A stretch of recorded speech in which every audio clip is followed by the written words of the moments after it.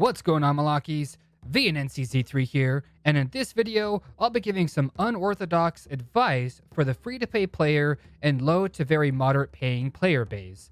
I realize that a lot of YouTubers who cover this game don't really take into consideration that probably 90% or more of the players that play this game don't have teams, as in plural, that are fully ascended, 6-starred, and fully skilled up to pretty much conquer the content.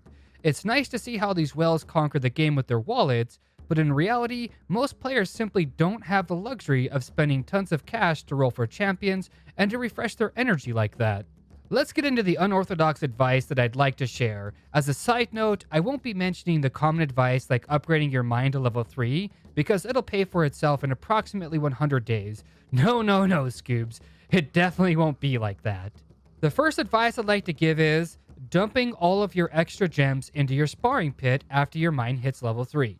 The reason I recommend spending your gems on your sparring pit is because it has 100% uptime on your experience gains. It's also one and done, meaning once you spend your gems on it, you no longer have to keep spending your gems to gain/reap the benefits of having it, unlike refreshing your energy. The one downside that I wish Plarium would change is that you have to select the upgrade to next level button whenever one of your champions gains a level, otherwise they stop gaining experience. You can easily set an alarm to notify you when your champions gain a level, so that really isn't much of a problem. And I tend to throw in a champion that's around level 45 plus in one of the slots when I go to bed so that that champion can keep earning experience while I sleep. You will gain between 48,000 to 57.6 thousand experience with a level 1 slot, and at a level 3 slot, you'll gain 96,000 to 105.6 thousand experience in a 24-hour period, depending on your champion's rarity.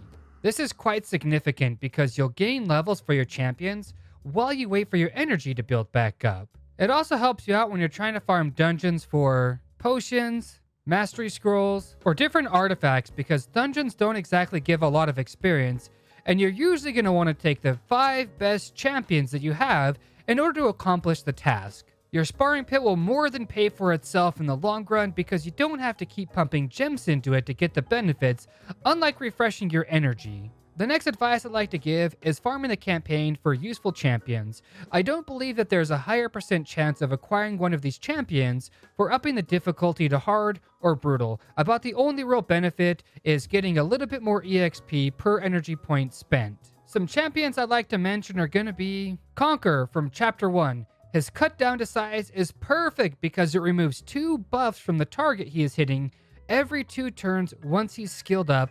Other champions have an ability similar to this, but they aren't usually on a 2-turn cooldown. Spirit Host from Chapter 4. Her strengthened ability is awesome once she's ascended 3 times. It raises the attack of all allies by 50% for 2 turns on a 3-turn cooldown, which means it's only down for 1 actual turn. Shield Guard from Chapter 9. His A2 ability hits all enemies, and then it fills his turn meter by 20% for each critical hit.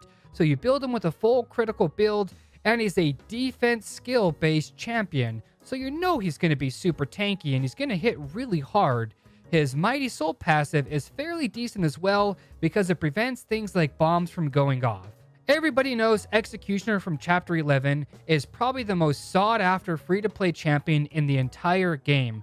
Once his Shieldtron is level 3, his counterattack is only on a 2-turn cooldown, making it fairly easy to 3-star all the campaign provided that he has a decent vamp set.